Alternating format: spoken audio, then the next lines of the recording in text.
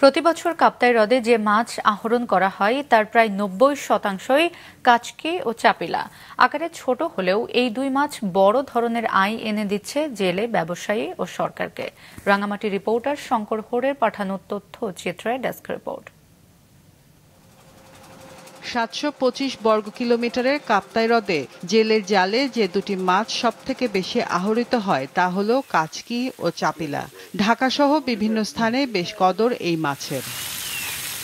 ১৯৬৫-৬৬ সালে কাপ্তাই হ্রদ থেকে মাত্র ৩% এই জাতের মাছ পাওয়া যেত, যা গেল ৬ দশকে বেড়ে বর্তমানে প্রায় ৯০% কাছাকাছি পৌঁছেছে। কাপ্তাই লেকে আমরা কাচকি, চাপিলা বর্তমান ডমিনেন্ট স্পেসিস।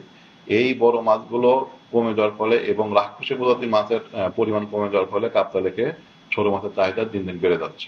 কাপ্তাই হ্রদে বড় প্রজাতির মাছের পোনা ছাড়া হলেও কাচকি মাছের বংশবৃদ্ধি ঘটে প্রাকৃতিকভাবে। প্রজনন ক্ষমতা বেশি হওয়ায় সারা বছরই মাছ উৎপাদনও ভালো। এই দুই ছোট আকারের মাছের উপরেই নির্ভর করে চলে কাপ্তাই হ্রদ কেন্দ্রিক ব্যবসায়ী সহ ২৭,০০০ জেলে। চাপিলা কেসকির উৎপাদনটা খুবই বেশি, আল্লাহর রহমতের মাছ। অন্যান্য মাছ তো ফরমালিন, এই কেসকি সামলা কোনো এই রাঙ্গামাটি লিকের কাপ্তাই লিকের কোনো ফরমালিন হয় না। অন্যান্য যে কোনো জায়গার চেয়ে রাঙামাটির কাপ্তাই লেকের কাচকি মাছ এবং এখানকার চাপিলা মাছের স্বাদ আবার গুণগত মান অনেক ভালো। বাংলাদেশের বাইরেও হয়তো বিভিন্ন জায়গায় আমাদের দেশের বাইরে যায়, কারণ এখানে বিদেশি বায়াররা আসে, তাদের এখান থেকে কিনে এটা মনে করেন শিপমেন্ট করে। অনুকূল পরিবেশ সৃষ্টি, অভয়াশ্রম রক্ষণাবেক্ষণ সহ মাছ আহরণ বন্ধকালীন বিভিন্ন উদ্যোগের ফলে এই দুই মাছের বিস্তার বেড়েছে জানালেন কাপ্তাই হ্রদ মৎস্য উন্নয়ন ও বিপণন কেন্দ্রের ব্যবস্থাপক। কাচকি এবং চাপিলার এই ব্রিডিং সিস্টেমটাই হচ্ছে প্রাকৃতিক ভাবে।